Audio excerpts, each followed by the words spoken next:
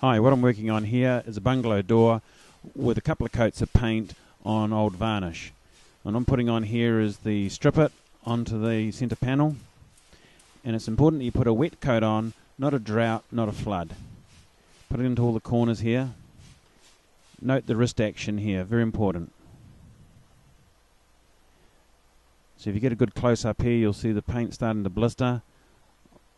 On these enamel paints, it looks quite impressive.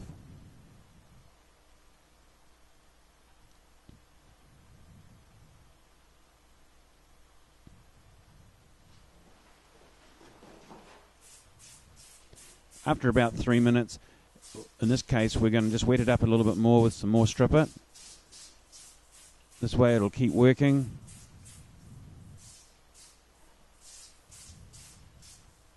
Always important to keep it wet.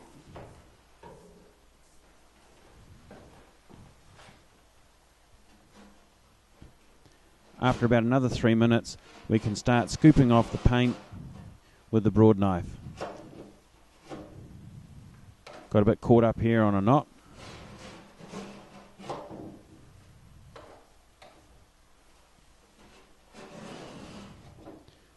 A good flexible broad knife allows you to get under the paint without damaging the wood.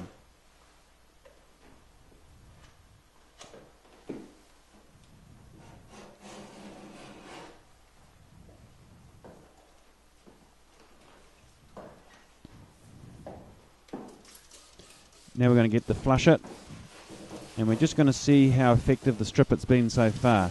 I'm using the strip it wool, the coarse wool, and this is what I call a pre-flush. And it's just going to see if we need to put any more stripper on or not. See how far it's going. You can see the flush, it's dissolving away any of the residues. Using the red brush to get into all the edges and the corners there. In this case, I did decide to use more strip it. There was varnish still deep in the grain. So you just put another wet coat on.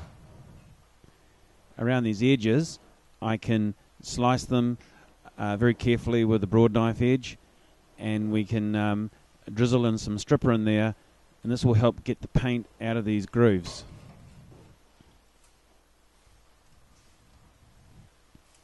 So here we go, drizzling in the stripper.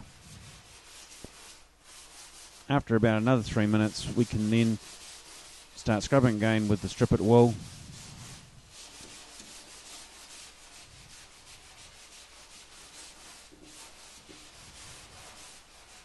And all those residues, paint varnish, etc., in the grain is going to now come away.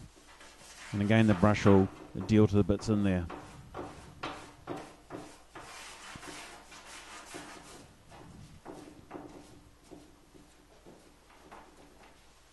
Wipe away the residues. Keep rolling the rag around. And then on with the flush it. This time with the flush it wool, that's the finer grade of wool. And this will be getting deep into the grain. And the beauty is there's been no damage caused to the wood. So we're able to reuse the sanding that was already there to start with. Wipe away all those residues onto the rag, that's where you want them. And again, finally finish off with the blue brush, which you always leave to the end because it stays nice and clean. The wet colour there is what you'll get when the wood's finished.